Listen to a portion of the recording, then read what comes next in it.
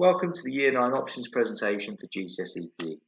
My name is Mr Cottrell and I'll be talking you through the course structure, including the teaching content and how the students are assessed. GCSE PE is assessed in three ways. Practical sports performance is worth 30%, coursework including a typed analysis of performance is worth 10%, and there are two written examinations worth 60% of the final grade. There are many reasons for students to opt for GCSE PE. This provides a stepping stone to physical education and sports courses at level 3 in further education, such as A-level PE and level 3 Cambridge Technical in Sport. GCSE PE has an element of practical performance, and if you want to learn more about your performance and how to improve, then this would be a good option for you. Throughout the course, there are many interesting topics to learn, which I'll go through in more detail on the following slides. Finally, there are lots of potential career paths that GCSE PE can lead to, as you can see from the image on the right. Careers range from working in elite level sport, to teaching, instructing, activity management, sports journalism, and sports psychology, to name a few. First element of the GCSE PE assessment is practical performance. Within this, students must submit grades in 3 sports: one individual, one team, and one choice, which can be either an individual or team activity. On the right, you can see which sports are included within each category. There is a caveat in that you cannot submit a doubles racket sport along with a singles one. Please also note we're unable to assess the sports at Beacon highlighted in yellow. However, external assessment is possible, which I'll talk more about shortly. Within each activity, students are awarded a maximum of 25 marks for 10% of the overall grade. Assessments broken down into a skills assessment for 10 marks, focusing on the key skills in isolation. The second part of the assessment is full context gameplay or performance, watching the student throughout the duration of the game or activity in their best position or chosen discipline, worth 15 marks.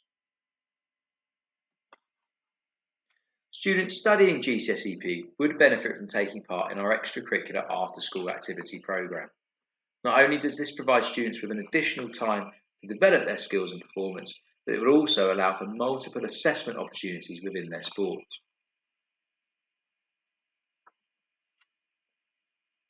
As I mentioned previously, students can gain evidence from sports that they perform outside of school. In the past, this has included activities such as golf, skiing, and rock climbing.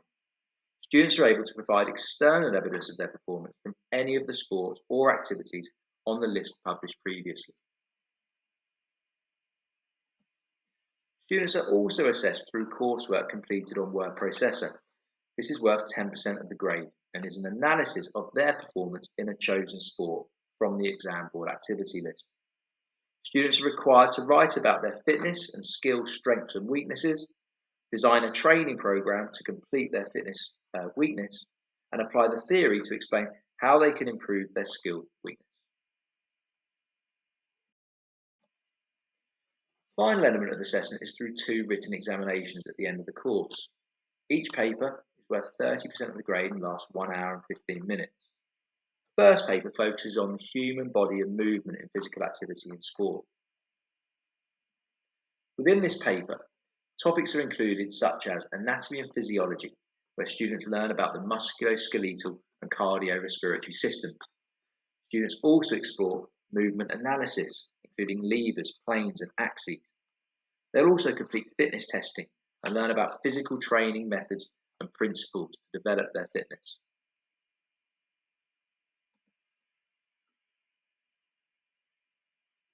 Paper 2 focuses on socio-cultural influences and well-being in physical activity, and just as in the previous paper, is worth 30% and is a 1 hour 15-minute written examination.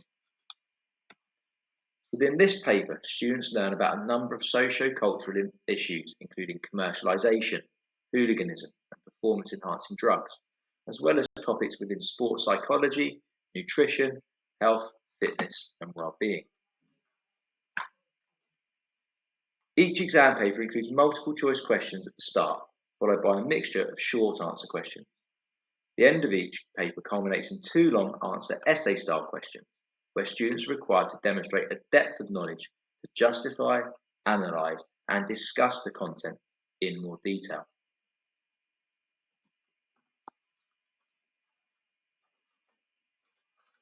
Now, you may also be considering sports science as an option. It would not be recommended to opt for both sports science and GCSE PE, as these courses are very similar and you do need to have a broad range of qualifications. However, I wanted to provide a comparison between the two courses to allow you to make an informed decision. As you can see from the table, practical performance is not assessed in sports science.